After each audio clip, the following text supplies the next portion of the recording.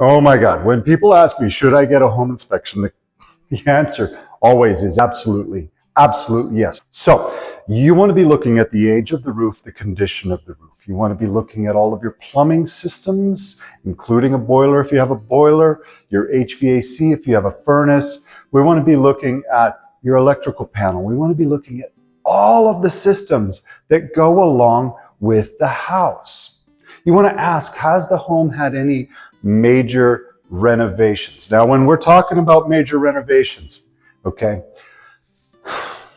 what you'll find is that people will do the carpet because that's nice if there's carpet. They'll do their flooring if they need to do flooring because, oh, that's so nice. Paint, yeah, you'll do new electrical fixtures, but those things just make a house look nice. Major renovations doesn't mean paint and doors and kitchen countertops and cabinets. Those are not the systems that keep a house healthy. The systems that keep a house healthy are things like the boiler or the furnace, the hot water heater. I always have to correct myself, not hot water heater. The water heater, the roof. Okay, these are major systems, electrical panels. Now, electrical panels don't need to be updated that often. And if something is from the 70s, it's probably okay. But be mindful of asking the question, was this a cosmetic renovation or was this a systems renovation? Because while a house needs cosmetic to not be dated, it will still function for you just fine. If it doesn't have updated systems, it's going to break down. The house is going to break down. Do I need a general home inspection? The answer is yes. Yes, you do. Get a home inspector. But beware of the limitations of a home inspector. They come in and they do have, oh man, they've got a long laundry list and they look at systems. They do. But they go superficial. They don't go as deep as specialists. Okay?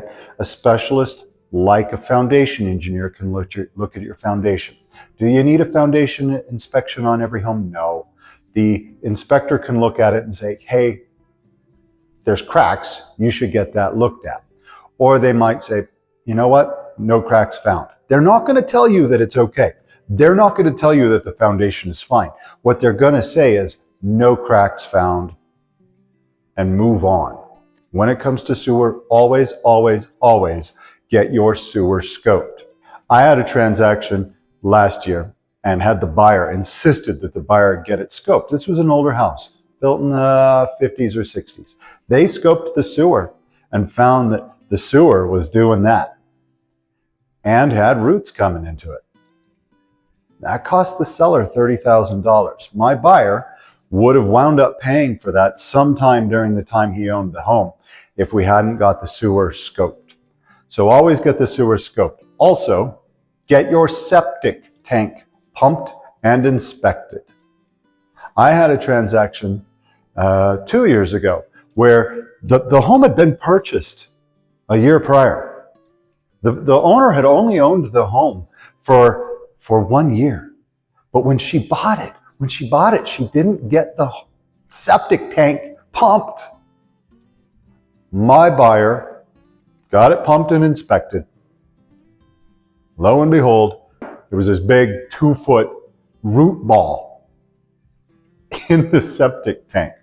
Also, we found some infiltration of roots into the sewer line.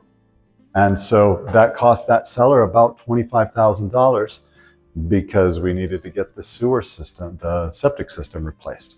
I had another instance where we got the sewer line scoped. Good idea, always want to do it. We got the sewer line scoped and the scope went the wrong way. Rather than going out the front of the house where the sewer line was, unexpectedly, the scope went to the back of the house and into a septic tank. The owner didn't realize they were on septic. That septic had never been pumped. Every other house in the neighborhood was on sewer. This house was on septic. You just never know what you're going to get. Always, always, always, always scope your sewer. You want to be mindful about risks like flood and fire. We're in a valley. So there's not that many hidden flood risks. Most of the water goes down and in the river. We don't have floodplains like some other areas. What we do have are fire risks and avalanche risks. There are some places where there's flumes and snow will come down and hit the houses if you're not careful. That's largely if you're on a hillside and a steep hillside. We also have fire risks. So be aware of all of the fuel around the house, ladder fuels, grasses, and forested areas, because they can pose a risk for your house and fire. When looking for what the fire risks are, there are websites, and we'll link them in this video, that show you where the fire risks are. If a house has or has had foundation issues, it's going to be apparent. You're going to see cracks in the walls, specifically above the headers of the windows and the doors. That's where they show up first, or they'll show up in the foundation. A lot of the time, these foundation issues are due to lack of drainage away from the house. This can be because gutter downspouts don't carry the water far enough from the house. Sometimes you have a gutter system with a downspout going right to the corner. If that's the case, you've taken all of the rainwater that's on that roof, and rather than it fall along the foundation, you've taken it, put it into a gutter, down a downspout, and just deposited it right at the corner of the house where all of that water can sit. That's actually even worse than not having gutters. If you have gutters, you need a downspout that can get the water away from the house. But you want to get, if you have some foundation issues or something that seems like foundation issues, yes, you want to get a foundation engineer to look at the property and determine if it's just settling over time and it has stopped, or if it is ongoing. If it is settled over time and stopped, you're probably okay. If it's ongoing, well, now you have an issue. There are companies that can jack up and stabilize the house. There's companies that can level the house, but for not a whole lot of money, actually, we can stabilize a house by putting helical piers deeper into the soil so that the foundation gets firm and has a nice, steady, stable place to sit on. There are a bunch of environmental issues you want to get checked out when buying a house. Now, I want to preface this with, while they can cause health issues, it's not for sure that they will over the time you live in the house. Okay? Now, also, based on the age of the house and based off of things we see when we're in the house and looking at the systems and looking at the building materials, may not be an issue and you may not need to test. Okay? So there's the caveat. Here's one of the first ones. Lead-based paint. Lead-based paint can cause serious issues if breathed in and if consumed, if eaten. Kids, they used to eat lead-based paint. We don't have it so much. My generation didn't really grow up with lead-based paint. It can cause brain damage. Homes that were built prior to 1976 have a high chance that there is lead-based paint somewhere in the house. Now, if it's in there, but it's covered up with other paint, if it's not peeling, if you're not sanding it, it's probably not an issue. Very few people I've ever met, transactions I've ever dealt with, have spent the money or time to get lead-based paint checked. Asbestos is another story though. Asbestos is this fiber that was used in insulation and when breathed in can lead to lung cancer. Okay? It was used to wrap duct pipes in heating systems. It was also used as this dang near bulletproof siding that lasts forever. This stuff still exists. You'll still find this out in the wild because it lasts forever. If it is disturbed, if it is broken, if it is crumbled, it can emit these fibers that we breathe in and cause lacerations on the cells in our lungs. And then, of course, we get lung cancer from unregulated. Okay, I'm not going to talk about why we get cancer. But here's the thing. Asbestos can be checked, actually fairly easily and fairly cheaply. We can take a little sample of it, send it to the lab. The lab says, yep, it's asbestos. If that is the case, you may choose to get it remediated. Another environmental issue that's been coming up a lot in the past 10 or 15 years is radon gas. Radon is this gas that is emitted from the ground, naturally occurring, okay? All over the place, radon gas, especially in Colorado. Naturally occurring, comes up from the ground, comes into the living space, and when you breathe it in, it can cause cancer also. We can test real easily. Inspectors can test for radon gas. Anything above 4 picocuries per liter is not safe by the EPA. Also, though, it's really easy to deal with. There's these fan systems that can pull the air out from under the home, and so the gas doesn't come into the home. And we can monitor it and say, oh, this is totally safe. Not a big deal, but you definitely want to get it inspected. An issue that you'll really only find out in western Colorado, like in Rifle or Grand Junction, is uranium mill tailings. We don't have that much of it, if any, in Glenwood Springs, but a little bit west of here, you'll find uranium mill tailings. And when in the 40s and 50s, when they mined all of the uranium to make nuclear bombs and fuel power plants, there was this beautiful fine sand left over. That sand was used as a building material, and it is radioactive. Now, there's so many ways to mitigate that. But if we're finding you a house that's somewhere in Rifle and built prior to 1960, 1970, we really should look at whether it's got uranium mill tailings in it or not. But we'll be able to deal with that when that time comes. Some people are more susceptible to mold and spores than others. Mold is another environmental contaminant that can really mess with people, can really make you sick. And most home inspectors have a way of testing for mold. They can put a monitoring system inside the house and a monitoring system outside the house. The one outside the house lets them get a baseline reading of just how much mold is in the air in the world, because there is mold flying around outside. There's mold outside, and they compare it to how much mold is inside the house, how many spores are flying around in the house. What this does is it lets them say, yeah, there's not really an issue in the house because environmentally there's a bunch of mold and spores out right now. But we can get this tested.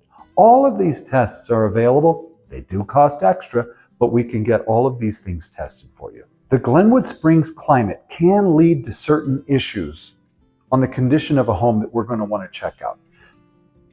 Drainage away from the house from rain, not that big of an issue because it doesn't rain here. But what we do wind up with is snow accumulating on the north side of the house and then slowly saturating that ground, which can lead to moisture in the crawl space. We're going to want to make sure that you check that out.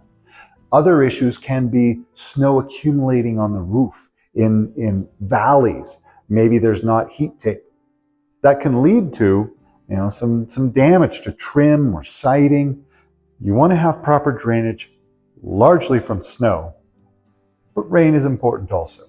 The heat, cold, the freeze-thaw cycle that we have here in Glenwood Springs can lead to your driveway cracking.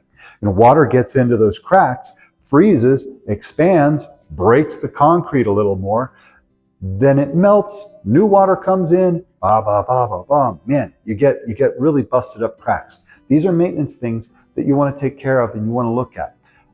A home inspector may not go look at an entire driveway. They do look at small portion of it. They look at sidewalks going up to the house, heaving, settling. All of these things are issues that the weather and the climate here in Glenwood Springs cause problems with on houses. We definitely want to get those inspected.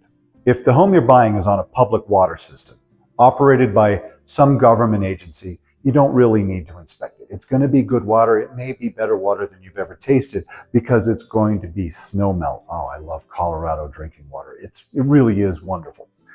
Now, if you're buying a home though that has its own well, a well that you own, you're going to be responsible for it. And you're going to want to make sure that that well is adequate for your needs. The things that I would check are the flow rate. How much water per minute is coming out of that well? The average family uses about 10,000 gallons a month. FHA says they won't loan on a well that doesn't produce more than 2 gallons a minute. It's possible to live on less than 2 gallons a minute. You need a cistern.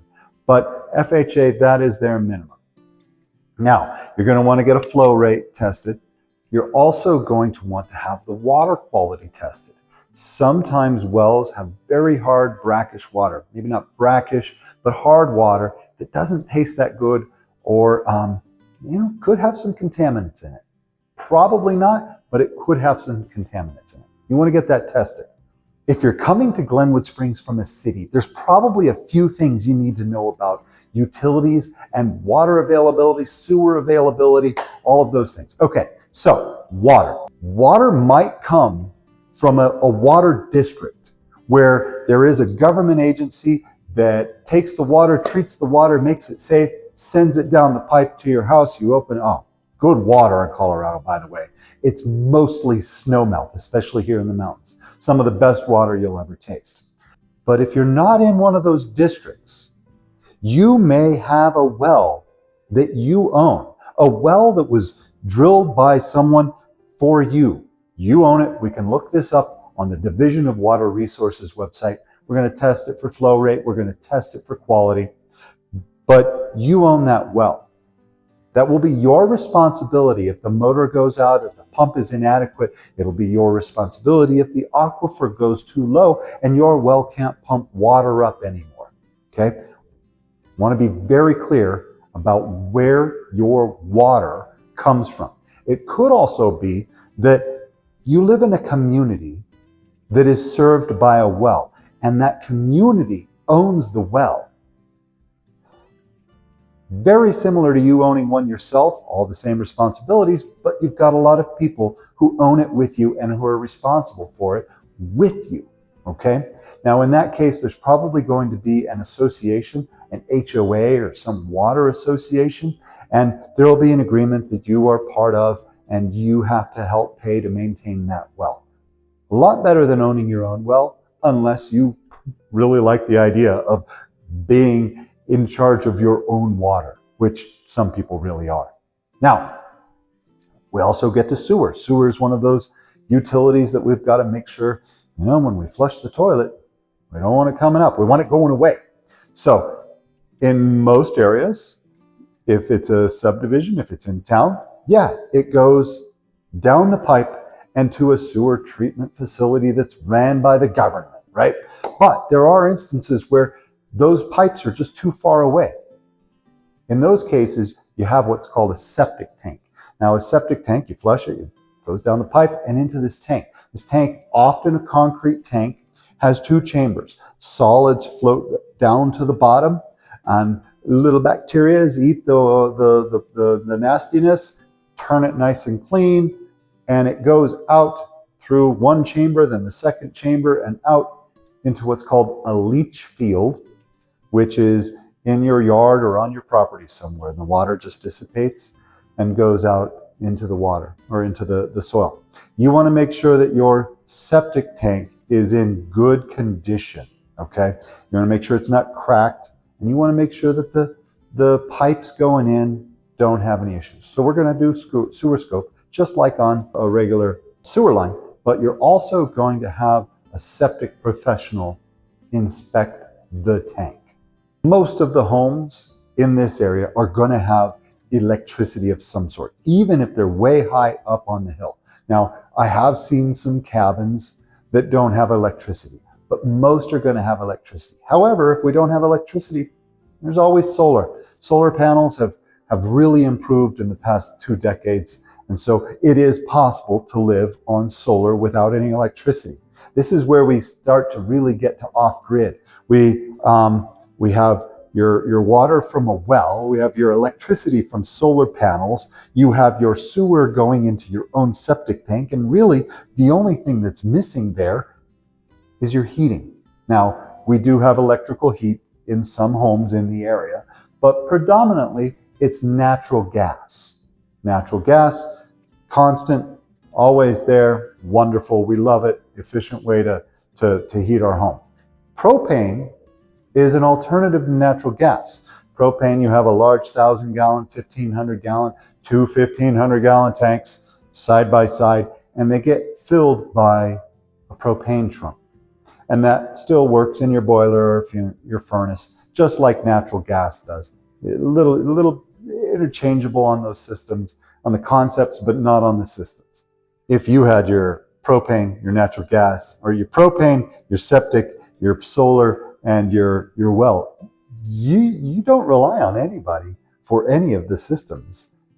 There's no government. That's bona fide off-grid. Throw in a wood stove and you're doing pretty good. Internet has changed in this area hugely in the past 10 years. During the great COVID migration, there were a lot of remote workers who came into the Glenwood Springs area, but they couldn't live where they wanted to because high-speed internet wasn't available.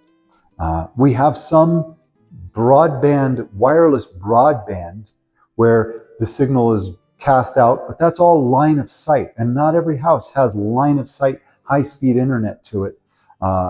So that's where Starlink came in. Starlink saved a lot of people in this area, where now they can be high up on top of a mountain and have 100 megabyte internet service.